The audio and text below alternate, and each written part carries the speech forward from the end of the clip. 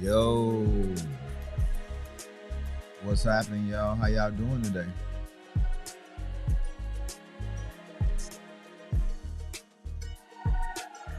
Yeah, thank God it's Monday. A new week. A new week to see the amazing things we can get accomplished. The relationships that we can build. Yo. Oh yeah, it's fresh cut. It's fresh cut. It's my birthday month. Yeah, it's the born month. I know a lot of y'all might not know this yet, but a legend was born in December. And by legend, I mean me. Yes, ma'am. Yes, sir. Yo, shout out to that chick. Yo, the consistency is amazing. I think you might be trying to lay a permanent hold to the crown. But shout out to Toronto Riggins though. She said she not going down without a fight. Thought it was gonna be an easy victory. You gonna walk over, but you gonna limp back. She said you gonna walk over, but you gonna limp back. That's what I'm talking about. But yo, shout out to everybody this morning. Blaxican, buenos dias, buenos dias. What up, K? Craig G, what up, bruh? How's everybody doing? Oh, sleepyhead done woke up. Mo. Hey man, good to have everybody in the building today. Outstanding. It's a Monday morning, and I really am a little excited for a new Monday, man. A lot of people dread Mondays, and I've never been one to dread a Monday. Well, take it back. I used to when I was in the army. I used to dread Mondays because coming off of a weekend of living that hard, fast life, the last thing you want to do is to get up and go run 3 miles. Definitely not my cup of tea. I'm not a long distance runner anyway. So I'm definitely not trying to do it first thing on a Monday morning. But anyway, we are here. I appreciate you being in the building. And today we getting ready to get into the nitty gritty as it relates to relationships. Last week we talked about, who loves better, who communicates better. We talked about old school love and how we used to see it in our TV, the good times, the James and Florida Evans, the Cosbys, Cliff and Claire Huxtable, and talk about Uncle Phil and Aunt Ville, both of them. We talk about, we did this case study on Angela Bassett and Courtney B. Vance and their relationship, their enduring relationship. And I saw in a Facebook group, Toronto Riggins put in there a clip about about Denzel talking about, his wife and their journey. What up, D Rod? Welcome back, my G. Welcome back. Welcome back. Hope you had a lot of success in your endeavor over the weekend. But we talked about a lot of stuff last week. And all that was to kind of get us ready for where we're going for the next few weeks over the holiday seasons. And this week is going to really be the kickoff when we talk about today's topic being Till Death Do Us Part. Now, what does that mean? Where do we see those words? Where do we hear that stated? Right? Where does that really happen? Who stands up and says "Till death do us part"? I don't see many athletic squads talking about "Till death do us part." I don't see many companies and employees relationships talking about "Till death do us part." But the one place you will hear those words spoken by all parties involved is what? The marriage. The marriage. That's when you stand before the preacher, the judge, and you speak these vows. You say words of affection, of support, undying love, even unconditional love for a lot of people. Unconditional love. Till death do us part. And that's how it ends. Till death do us part. But the irony of the whole thing is most people never see till death do us part. It's normally until you get on my nerves, until you do something that embarrasses me, until you be too human. I think it's the best way to say it. Until you become too human. I often used to tell my children when they were just learning how to date. How to date. I used to say you married or you're single until you're married. Meaning, until somebody has proposed to you. Meaning, drop down, ladies, drop down on one knee. And ladies, I hope y'all ain't out there doing that. Drop it down to one knee. For the fellas. Hope y'all not out there doing that. That's a recipe for disaster in many cases now. As we say, we talk about generalizations here. There's always, we know somebody who made it work. We know somebody who exceeded the odds. But they're what we call outliers. They are not the norm. What we talk about in terms of this situation, because we're talking about a general topic. I'm not talking about anybody's personal relationship or personal plans or decisions they make in their relationships. But in general, it is the man's responsibility to bend that knee. Why? Because it's what, ladies? You don't realize this, but what? It's a sign of submission. When a man drops down to that one knee, it is a sign of submission. I know a lot of us don't really see it in that way, but the bare bones of it all, that's really what it is. I'm going to submit my will, my desires, my everything to you if you would do me the honor of becoming my wife, taking my name.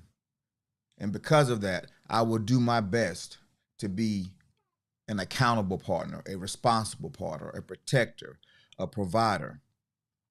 I will do all the things and more that you receive from your father. Now, of course, that's the whole mixed bag too, depending on what kind of father you had. But if we talk about how it's supposed to be, you should go from the protection, the love, the leadership of a strong father to maybe not equally a strong husband as of yet, but he should be growing into that man your father was and should exceed it, because your father should be there to bend his ear to say, hey, this is how we do it. This is how we do it. This is what men do. I know, yep, I know that's my baby. I know it better than you right now. So when she do this is what she's feeling. This is what she's experiencing. This is what you need to do to maybe counteract some of that. And that's the goal, for the next generation to become better than the previous generation. However, that doesn't always work. That's not always the case. Oh yeah, it can be intimidating, because in a father's eyes, there is no man that's good enough for his daughter. Until he is. Until he is. And there's no rhyme or reason. There's no magic word. There's some things that this father needs to see. And honestly, it comes from his daughter. When a father knows that this man is good enough, it's not so much as if this man is holding a certain standard. Now, it does matter. I don't want my child, my daughter, to go to marry some other person, guy. Now, I don't expect him to be able to do, at least out the gate, what I was able to do for my daughter, because I had a lot more time to do it. And truth be told, when I started, oh, it was shaky. Oh, it was some rocky times, but I grew. And so as a man, I expect there to be some growing pains. But when I start seeing this man relate to my daughter in a way that even I struggle with, and then I see her what? Submission to this man's authority, this man's leadership, then I start to think, maybe, just maybe, this guy might be the one that's going. If I checked out today, I know my daughter will be okay with him. I know my grandchildren will be okay with him. So anyway, why am I talking about all this?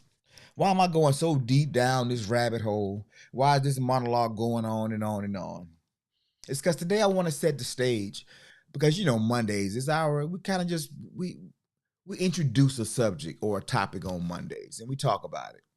And so today I'm going to be a little bit more vulnerable than I normally am. I'll skirt around my life. I'll skirt around my relationships, and I'll dip my toe in the water and I'll pull it back out real quick just to give a little hint of, I am what I say I am. I'm not out here just doing this for a show. Even though it is a show, I'm not out here, doing it for the views and the clicks. I'm really doing it because I want to see people learn not just from my mistakes, but also recognize when they're in process of making a mistake, or be able to turn around when they go too deep down the trail of not being able to come back. And so I want to talk about this morning, not the whole thing, but just pieces of it. Because you see, I've been married and I've been divorced twice. That may not come as a shock to some people, if you've already read the book. But my first marriage, I claim it, but I don't necessarily claim it in the context of marriage, because we got married primarily because my daughter, she got pregnant with my daughter. And then I immediately left going overseas. And when I came back, the relationship pretty much ended at that point. So we never ever lived together. We never had any property together. We had a daughter together. And so neither one of us actually experienced what marriage would have actually looked like between us. We was married in name only. But then I was married again. And that marriage lasted about 19 years and 9 months. I met her in May, and we were married in October. Yep. 5-month dating, and then we were married. Now, there were some obvious reasons for that. Well, not obvious reasons, but if you read the book, or if you're getting the book, I won't even spoil that. But it was a marriage of convenience for a couple of different reasons. We didn't know each other really enough to make those vows. However, we made it work for almost 20 years. And I'll be honest with you, the hardest thing it was for me to do was to not be in that relationship anymore. Why? Because we had children. And children of divorce go through their own set of traumas. Relationships are hard enough as they are. Just Monique said, listen, I had to read it again. No, all facts. And I know people say you shouldn't be vulnerable on social media, but whatever. It's my life. I'm not ashamed of my life. It's my journey. It's my struggle. It's the thing that I'm overcoming every day, because I'm truly seeking to become the best version of myself. And I know most of us are doing the exact same thing, especially if we're in this particular community. And some of the biggest mistakes I made in life were during and after the divorce. Because when a relationship ends, when a marriage ends, it really is the death of an entity, of the two that became one being torn apart. And it's painful. Oh man, it's painful. It's traumatic. It's hard. And it's harder on the children than we believe, because we get in our selfish space and we want to do what's best for us. And we consider our children, but we try to make up for it. We try to give them more. We try to get them around people, keep them busy, keep them occupied so they don't feel what they felt. You want to protect them from the hurt. You don't want them to experience the hurt that you're feeling. And honestly, they can't experience the hurt that you're feeling. They feel a worse hurt because they have no control. They have no say so. And there's never really any closure for them because they didn't start the relationship. All they've ever known their entire life was that relationship. And there is no easy answer to it, because I will never sit here and say that you should stay for the children. Because sometimes relationships are so bad and they're so toxic that it's more detrimental to stay in that relationship than it is to leave it. Both are bad choices. And sometimes you got to make the best decision you can in a bad situation. And sometimes, unfortunately, that is divorce. That is divorce. And then that moves on to blended families, but that's another topic for another day. We'll get onto that maybe in a couple of weeks. But I want to stop right. I want to focus right here for a second. Because something happens between the time boy meets girl, they start dating, there's romance, and then eventually they fall in love, because it's not love early on. It's just more or less infatuation. It's more it's lust. It's that chemical thing that's happening inside of us that makes us attracted to each other. And sometimes you get into it so deep that you want to spend every waking moment with this person. The thought of having a child, what would y'all child look like? The future plans, where you gonna live? I mean, so many things run through your mind within sometimes that first 6 months, depending on how strong that chemical connection is or that vibe is. All these thoughts run through your head. And so my question for today is, where does that go? Blaskin says, your storm is a breakthrough for someone else, so thanks for being an open book. Oh, hey.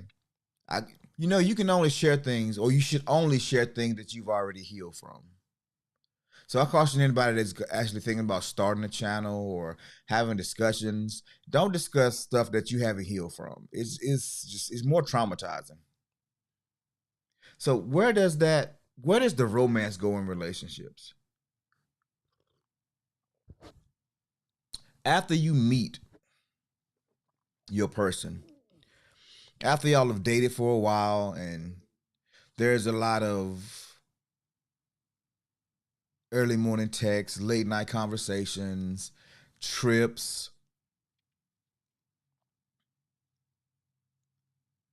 then you guys start to form that glue.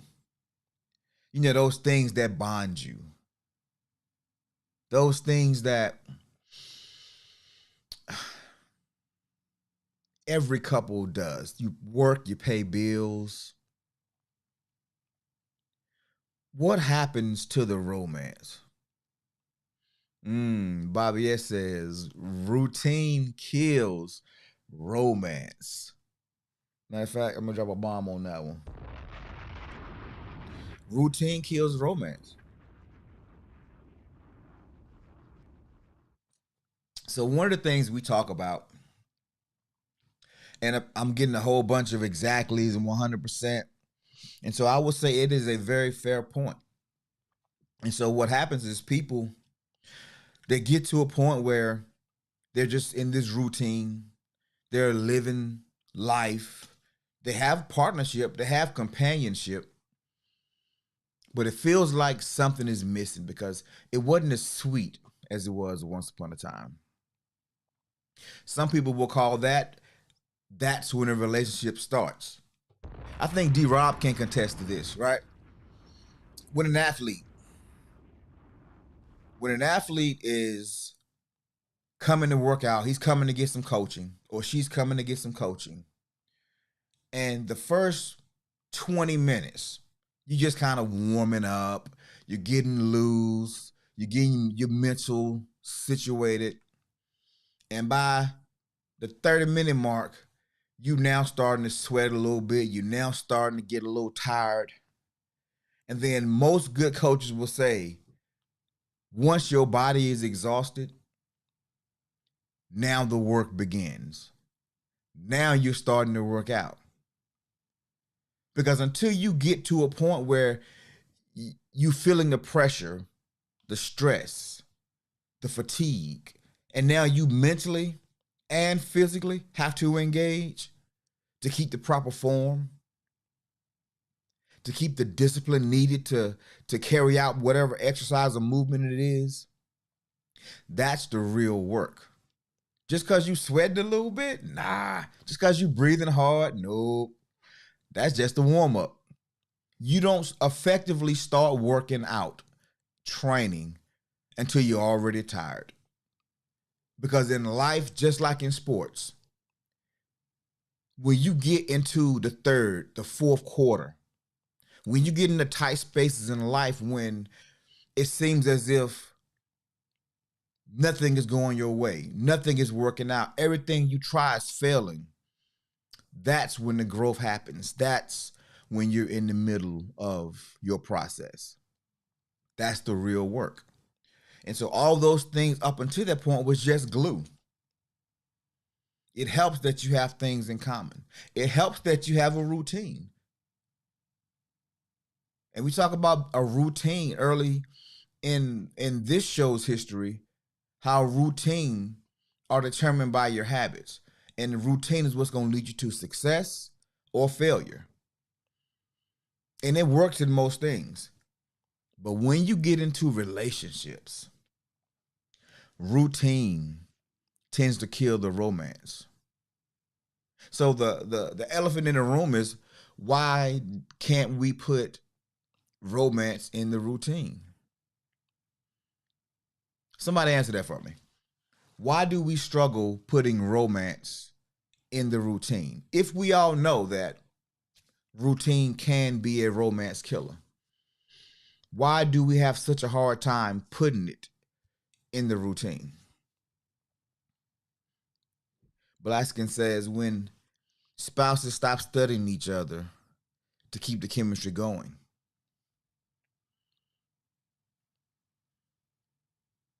When spouses stop studying each other. Yeah, I appreciate that. Bobby says, ooh, I like what you did there. It's real conversation. It's real talk. It's real talk. Because like I said, today we're diving into the subject today. But we need to get some ground, some foundational stuff worked out first. Anybody else have any thoughts? Why don't we put romance in the routine if we know that routines can kill romance? Because it's not the routine itself. The routine is just a set of habits that we do throughout our day that becomes automatic, that goes to that subconscious mind. This morning, I changed my routine up, and it threw me off a little bit. I had a shoot over the weekend, and I had to tear pretty much my set down. And putting it back together, I couldn't get some things situated. My lighting was off, everything was off. And I eventually got it worked out. It don't look quite the same as it did before, at least to my eyes, because I had to tweak some things that I didn't normally have to tweak. But my routine was off. So I had to do a whole lot more before the show. It's not a bad thing or a good thing. It's just the routine was thrown off. And if I want to create a new routine, I got to kind of do the same thing that I just did this morning without the equipment set up. And it actually might work out better for me. Kay says, maybe it takes more mental effort than you have to give. Now we get into the center of the Tootsie Roll pop. Maybe it takes more mental effort. So if it's taking more mental effort, and I will agree. I will agree that yes, it does take more mental effort because there's so many things happening. Look, I watched my mom and my pop. My mother and father were married for 25, 27 years, something like that. And they divorced. My whole life, I watched my mother work 2 to 3 jobs. I watched my dad work 2 jobs, one full and one almost full. My mom worked 1 full and like 2 part-time jobs. And I watched them both grind unbelievably hard. So it has become a part of my DNA. I watched my father provide. I watched my mother provide. And I grew up in the 80s where the nuclear family, I think the death of the nuclear family was in full swing. And no longer could you live off one income. Both parents almost had to work depending on what the lifestyle was, because inflation, I think late 70s had just skyrocketed. The price of gas, I mean, I think they were still getting gas in the 70s for 60 cents a gallon. And then all of a sudden you up to $1 a gallon. Then it was $1.10. And I mean, cost of, like kind of what's happening right now in our housing market. The inflation is going up. Cost of groceries is going up. Fuel, groceries, everything is going up right now. And you need more and more money. And so you either have to take on more work, get better paying jobs, partner up, or decrease your lifestyle. And nobody's trying to decrease their lifestyle. So if we're talking about it takes more mental focus, whose job is it to dial in on that? Because I've been in relationships where I dated this one young lady for a while. And she was totally from a very mother dominant household. And she had no idea how to not try to dominate me. And anybody who knows me knows that's probably not going to work out that well. I'm real easygoing now. I used to be, hot or cold. Either we talking or we fighting. It was, and I was very dogmatic or about my thoughts and my beliefs. And if you didn't believe how I believe, you didn't think how I thought, then it was over for you. And through the process of having family and being married and learning to get along and raising children, I've learned that every emergency isn't my emergency. Every opinion isn't my. I don't have to react to everything.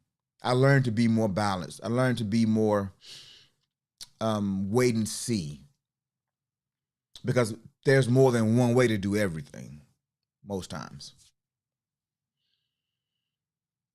And on my journey, I've learned that I have to stand firm on what I believe until I see there's a better way to do it. But this young lady I'm referring to now, she was very controlling, very manipulative.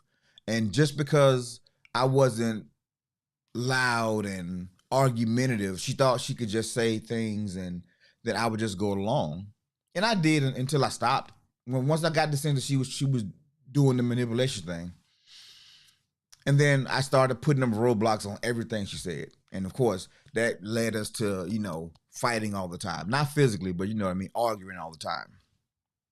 And then I've been in relationships where I was expected to do everything. If something happened, it's because I did it, because I said it needed to happen. But if I didn't say it, nothing would happen. So whose responsibility is it to be in that mental accountability space? Monique says, I think we allow other things to become a priority, working, children, and other things, and put romance on the back burner. That's true.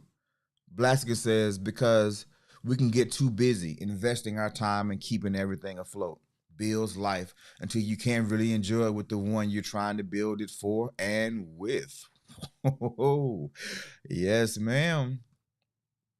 Toronto Rican says, people can get caught up in daily routines while trying to provide for their families. Maybe it was easier to do before kids came along. Now there's a broken romance routine between both adults. A broken romance routine, exactly. Monique says, it's both our jobs to sit down and have like a monthly check-in and even make time for each other. Don't stop dating each other. Something I definitely need to get back to. And Blaskin says, so it tends to pull you apart instead of closer together. Yeah, all very, very good comments. Very good thoughts. All true. And so we all understand why it happens. Why it happens. And so now you spend all these years raising children, giving your best energy, your best efforts to a relationship that's heading for bankruptcy, that's heading for failure, that's headed for divorce. And I don't know if people value the romance portion of it. So I'll just speak for myself. And I know there are going to be some men and women who kind of feel this way. But what I will say, from the masculine perspective, as a man, romance was never really super important to me. It was fun. It's cool to get to know the person. But that's really all the romance portion was for most guys. It was finding ways to figure out who you are. And so romance was a means to an end for guys. It's like going through the, I guess what, the job search, the hiring process. You find a job posting for a company that has your particular set of skills.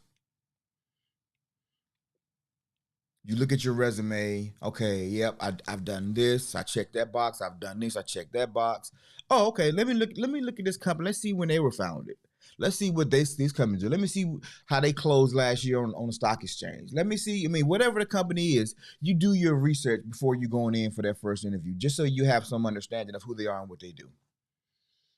That's really like the romance phase for guys, the dating phase for guys. We just want to see if it's going to be beneficial for us to be in this particular relationship. If you fit the bill for what I need in my life, or if this is probably just not a good fit. And then boom, it's a great fit. We're hired and we get in. So now what we do? Now we go to work. And so our role as men, most of us think or believe, is to protect and to provide. And so now, this is where the action kicks in called love. And we create these routines around it. We create these routines around it because we want to have success. We want our numbers to be good. We want our family to be happy and healthy and look good and be a great representation of what we're trying to build. But then the employer says, But wait, you're not as business-like as you was early on. You don't come to the office with the attitude that you came with. Now it's you're not as friendly to people. You what happened? What changed? So, ladies, if you are the employer, if you are the employer in your company, what would you do if that was the case? This person comes in, they do great work, but they're no longer they're not as friendly as they once were. They're not as considerate as they once were. What do you do as the employer? What do you do as the employer? We're going somewhere now. We're going somewhere. Come on. Roll with me. Roll with me. If this is your company and you hired this is a great hire. And by month 6, the working numbers are good. Can't complain about it. You've given them the training. They made it through their 90-day probationary period. Monique says, I bring it to their attention. Okay? That's definitely the first step. What do we call that? Communication. Yep. That's the first thing. We bring it to their attention. And so let me ask this.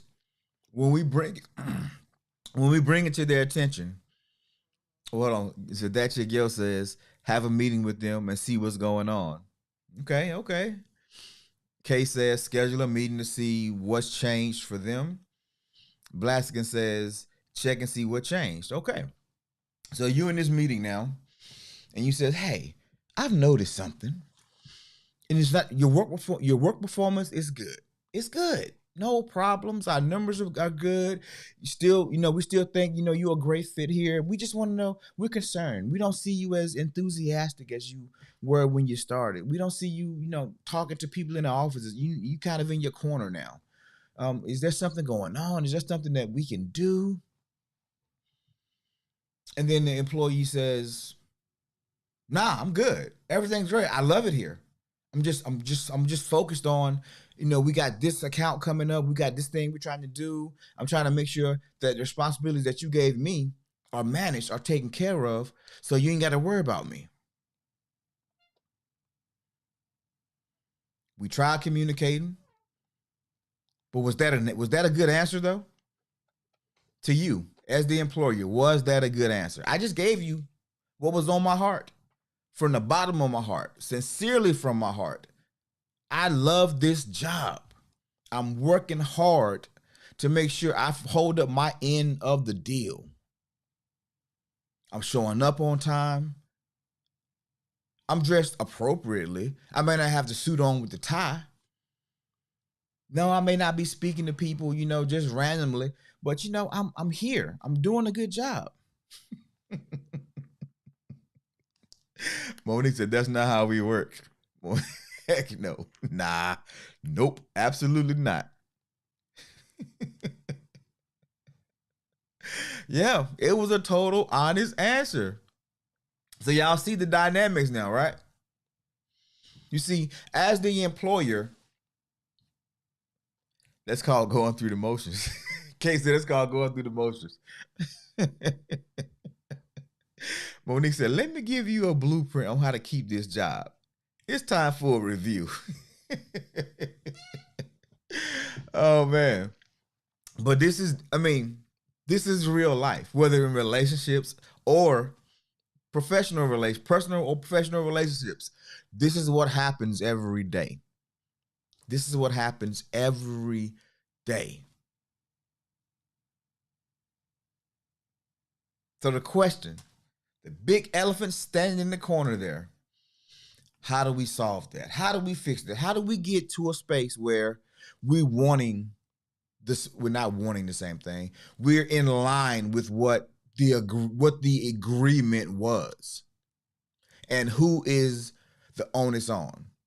Whose responsibility is it to create the atmosphere that they want? Whose responsibility is it? Is it the employee's responsibility to keep the job?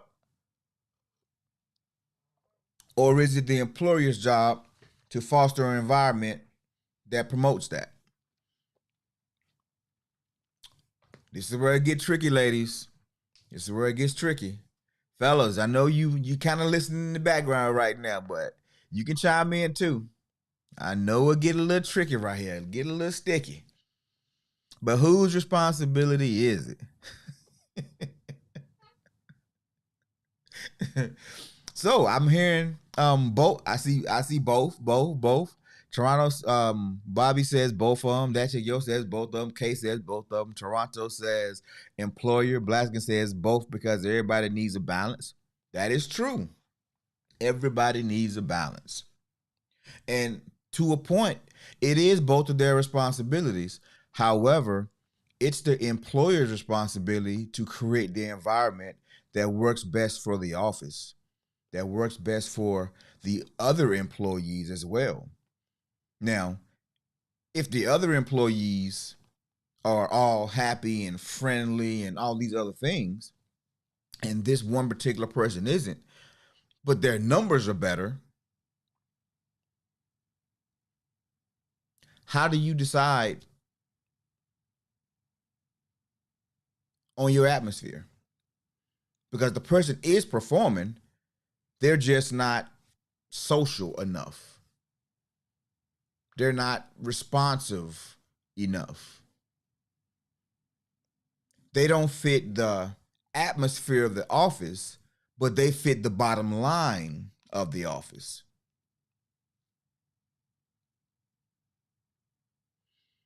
Monique says, wives always give what is needed several times. Sometimes we have to coach a little longer than we should. Mmm. Mmm. I like that. I like that, Monique. That is true. Because we talked about last week when actually 2 weeks ago now, when we talked about communication. Men historically are not the biggest talkers. Men historically were the hunters. You ever been fishing with your dad and you start talking and what'd he tell you? Be quiet, you're gonna scare the fish. And we're like, how are you gonna scare the fish? The fish in the water, they can't hear us. But yeah, fish can't hear us. Fish hear, they smell, they see. Any bass fisherman knows that if you stand on the shore of the bank and you cast it in front of you, if there's a bass there, odds are that bass is probably not going to bite.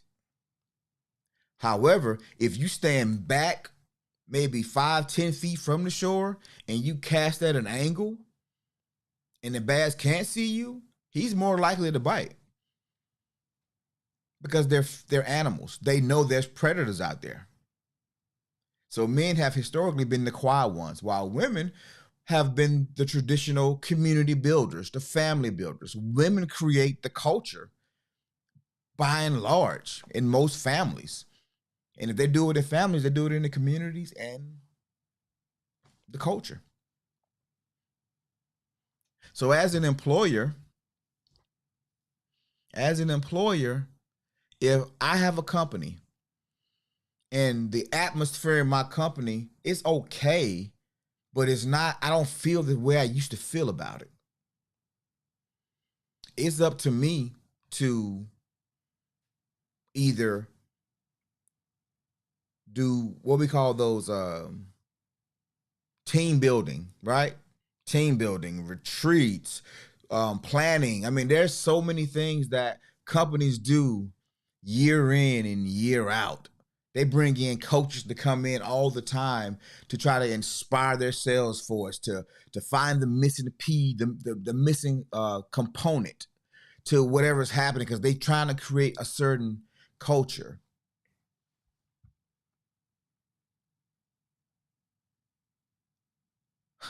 Monique said, plus you was listening for snakes that were bothering the fish.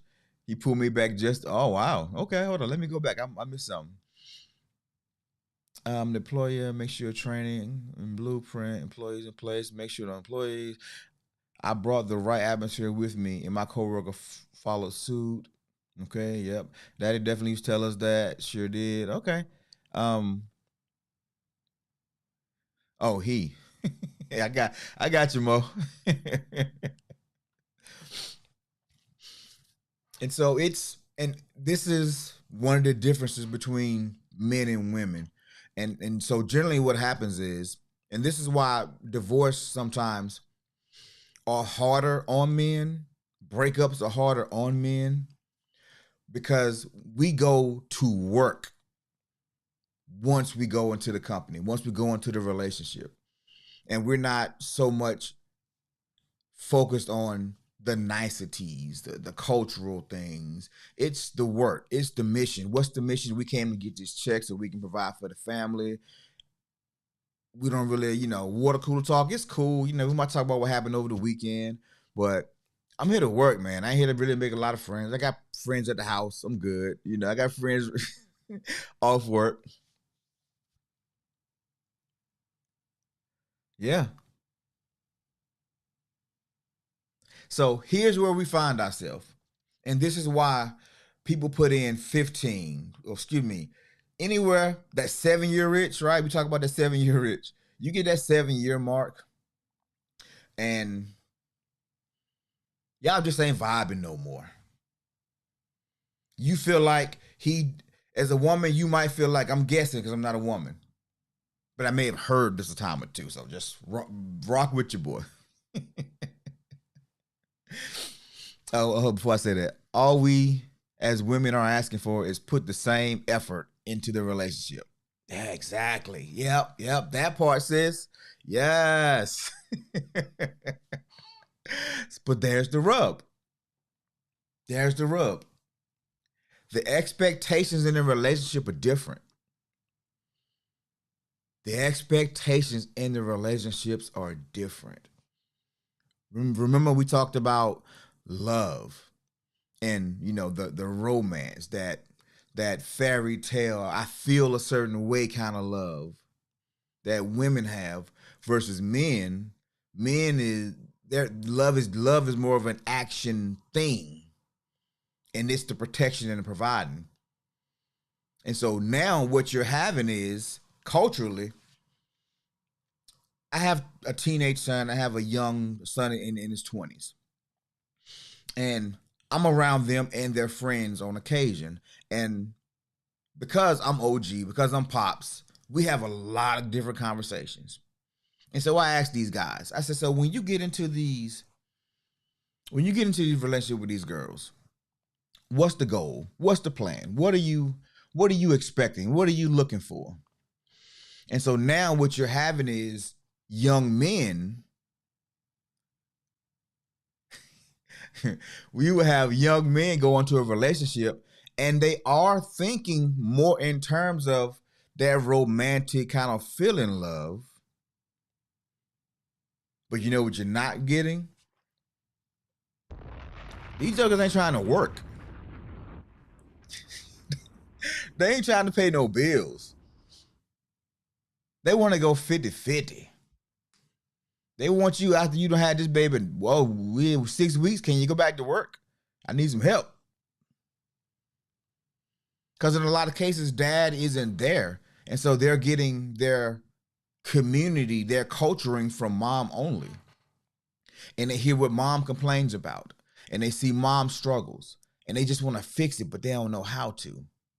So when they get in their relationships, they do in their relationships what they couldn't do for mom. But they can't do on the back end either. So now you got this new person in the company. They come in, they the social butterfly. They talking to everybody. The atmosphere is great, but they ain't doing no work. They're a liability because they ain't getting nothing done. They're not productive.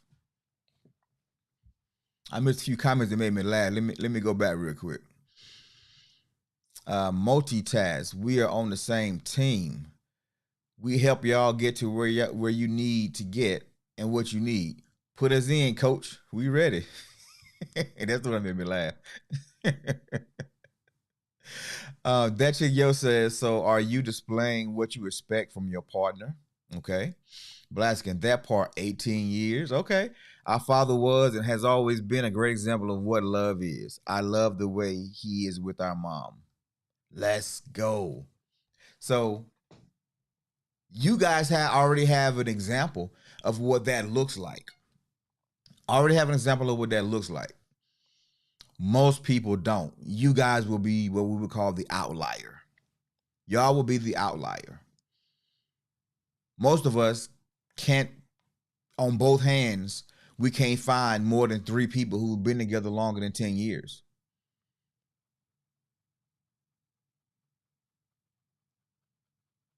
And still married. Let me add that little caveat. And still married. So what am I saying? What's this conversation about? Monique says, y'all didn't know we were poor until 8th grade because family was a priority. Yeah. And culture has shifted. The culture has changed in that. There is no easy answer to that because people are people. People experience life. You can live in the same house with a person and have 2 different perspectives. A lot of guys that I know that go through divorce, they'll tell you, man, I thought everything was good. I thought everything was good. But if you talk to the wife, oh, she been disgruntled for years. She said stuff to him, but he's ignored her. He ain't paid no attention. He ain't changed nothing. He ain't did nothing. They hadn't been intimate in months. But the guy was like, man, I thought everything was good. I don't know why she tripping. Do either one of them want to blow their marriage up? Have their kids out here walking around angry and hurt and traumatized? No. I would say neither one wants that. But that's the result that we get most of the time. That's the result that we get. So the question is, how do we fix it? How do we get to a place where we can have a relationship like some you guys as parents, right? Well, the question is, I want to do some homework. Hold on, Monique says their marriage wasn't perfect. They will tell you that, but they put the work in. 42 years of marriage. 42 years of marriage. And now they think they're 22. And you know why? Because they hit a maturity point. They've gotten so much glue. They can look back and see where they were, see what they've overcome. Remember that early exercise? They done put their muscles under a lot of stress, a lot of strain. They've gone through the hurdles. They've had the injuries. And now they're in their prime. It's easy to them now. Maybe not like physical prime, but the relationship prime. It's easy now. They've overcome the hurdles.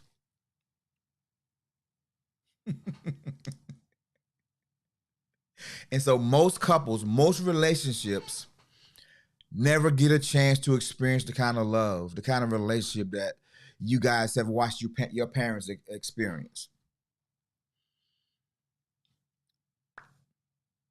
Because most of us, quite honestly, we're not willing to go through to get through. And that was something that the old folks said for years. I mean, it was passed down from generation to generation. Sometimes you got to go through to get through.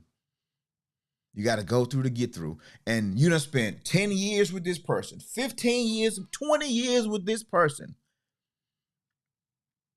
Molding, building, learning, getting them ready to be the best version for somebody else. To be the best person for somebody else.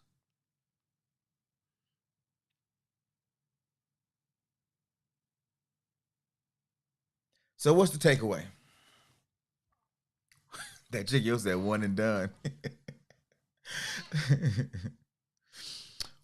Well, this is Monique. Well, we have to first stop learning to communicate in healthy spaces like this, or start learning and communicate in healthy spaces like this. I've definitely learned a lot so far. Still learning how to respond the right way and when to respond. Shout out to you, Monique. I appreciate that comment. But I know I'm doing a lot of talking today, but I really want to unpack some stuff because sometimes it's hard. It's hard to understand our partner's point of view because we feel a way about it because it's contradictory to our own. And so sometimes a third party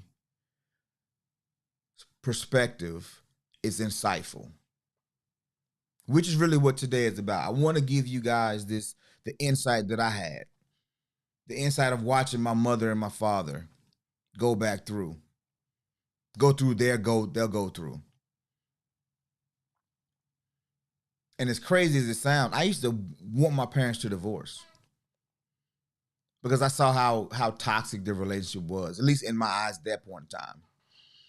I saw my mom not happy, and I saw my dad just business as usual. Business as usual, but my mom just wasn't happy. She felt oppressed. She felt abused. She felt my mom felt a lot of stuff. And then she moves on. When she finally does decide to move on, I understood how big of a flaw I had in my thinking. Because if my dad hadn't have been there, no way in the world I turn out the way I turned out. Because the only reason, my mom couldn't have done nothing with me. When I hit 13, 14, she couldn't have done nothing with me. But my dad was there. And I knew I had to see him. I knew I had to be accountable to somebody else. So some of the stuff that I was wanting to do that I didn't do, I would have done all that and more. I've never been a good follower. I suck as an employee. I'm not a great employee. Why? Because I'm a free thinker. I'm a self-starter. I'm a boss in a lot of ways. And so if I don't respect your acumen, your intellect, I don't respect how you move, I can't follow you. I just assume take over. So my mother, with an emotional, impulsive teenage kid, could have done nothing with me. But daddy was there. Woo. And even though my parents have been divorced now for 20 years, my dad has moved on. My mom, she never remarried, never really even dated much. And she was lonely. She's been lonely a lot. But she could never let go of what she felt then without putting it on somebody else. D-Rob says, soaking all this in, one thing I know I want to do is build and create something so strong with someone even stronger. Blaskin says, especially when they speak another language.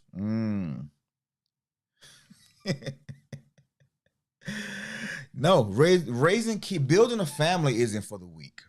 It is the most challenging, but also the most rewarding thing that you can ever do. So, as companies, and I'm not just trying to throw off the example with the ladies being the employer, because sometimes guys find themselves in the same situation when they marry a woman who she wants to be in the same space. She wants to create the same thing. She wants to have the same things. But then she gets into a relationship and she does her own thing. They can't talk peacefully. There is no one flesh. It's her way and it's his way. And he's doing everything he can to try to get her to be on the program, trying to get her to see the vision. But no, she's competing with him. If he does this, she got to go do this. And there's this competition. And he's like, man, I'm just trying to build a family. But my God, whew, she's a lot. And men and women, we do speak different language. No, I take that back. I don't know if we speak different languages as much as we have different expectations. I think we just have different expectations on what the relationship should be. Once to get past me and you, because when it's just me and you, then it's a lot more open. It's a lot more open. There's a lot more grounds for making certain moves. But once you throw kids and a dog or a cat into the equation, somebody has to take the lead on those. Which is why in wealthy families, they hire live-in nannies. Because somebody has to take the lead. In my parents' case, both of them worked multiple jobs. So who raised me? The streets, TV, neighbors, other family members. And so when my parents came home and I wasn't modeling what they did, I wasn't resembling what they did, it's because I was raised by other people, because as a kid, I wasn't a priority. Although in their minds I was, that's why they were working so hard. That's why they made all the sacrifices, because I was the priority. My siblings were the priority. Still missing each other, right? As parents, we do the same thing. At least at a point, until we kind of get the understanding that, okay, the reason I'm doing this is for them, but I spend so much time away from them. Is what I'm doing really worth it? Does it really matter? Does it make a difference? To give them the world, but don't give them the knowledge. To give them the gifts, but not giving or imparting things that should be imparted to them.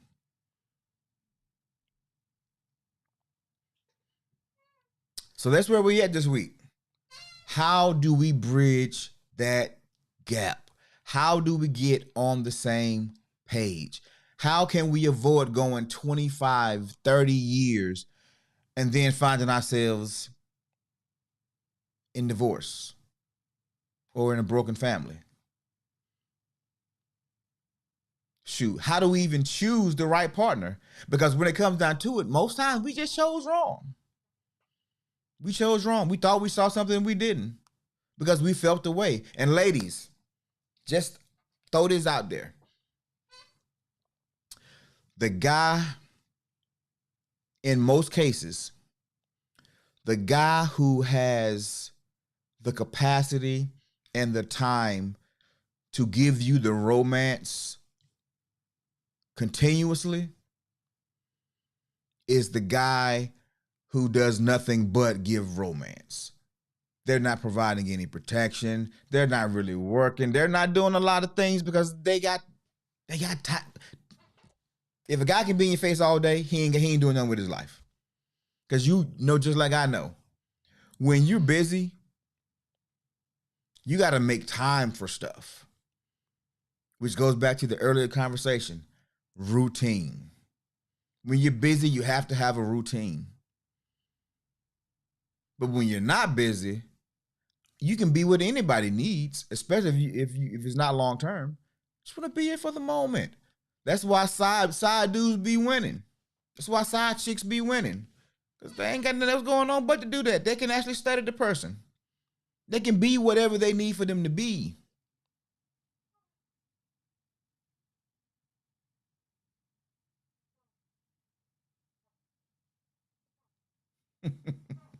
Shout out D-Rob. Appreciate that, bro. D-Rob says, the thing is, people out here not tuned in and getting gems like us. Wow. Hey, man. This is real life, bro. This is real life. And people, sometimes the old saying is you can't see the forest for the trees. Meaning you get so fixated on this one thing. You in a relationship, but you want to feel this, or you want to experience this, or you want to have that. But what you don't realize is you looking at 10%. 10% of the picture when the other 90 is there for you. It's already unfolded for you. But that 10%, that one tree, that one stumbling block is what starts the chain reaction for our relationships to die, for our families to be broken up, for our children to be angry. So that's what we're going to talk about this week, ladies and gentlemen. Today was, just a introduction into it. And so later on, and going into the week, we're going to talk about the dating process. We're going to talk about romance, what real romance looks like.